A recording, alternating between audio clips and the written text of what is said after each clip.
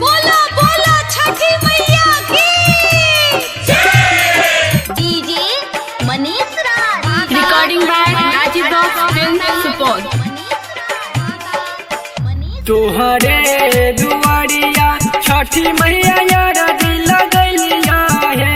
हे देवी मैया यारदी लगलिया हे छठी मैया कहिया देबहो गोदी में ललनमा से लोगवा लोग बजनिया कही हे छठी मैया कहिया देबहो गोदी में ललनमा से लोगवा लोग बजनिया कही तोहरे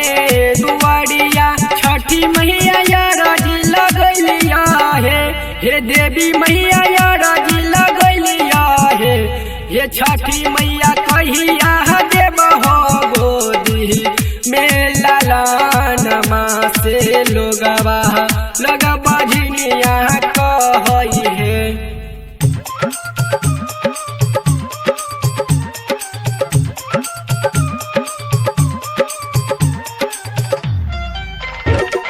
डीजे मनीष राज मनीष राज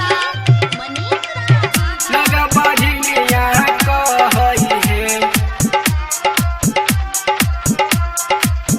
गोतनी ननदिया छठी मैया कहै छै बजनिया हे देवी मैया कहै छै डाइनिया हे छठी मैया फेरी दाना हमरो कौन जर से लोगवा लोग बजनिया कही हे छठी मैया कहिया देबहो गोदी में ललनमा से लोगवा लोग बजनिया कही बोलो बोलो छठी मैया की recording by Rajiv rock film Supaul. DJ Manish Raj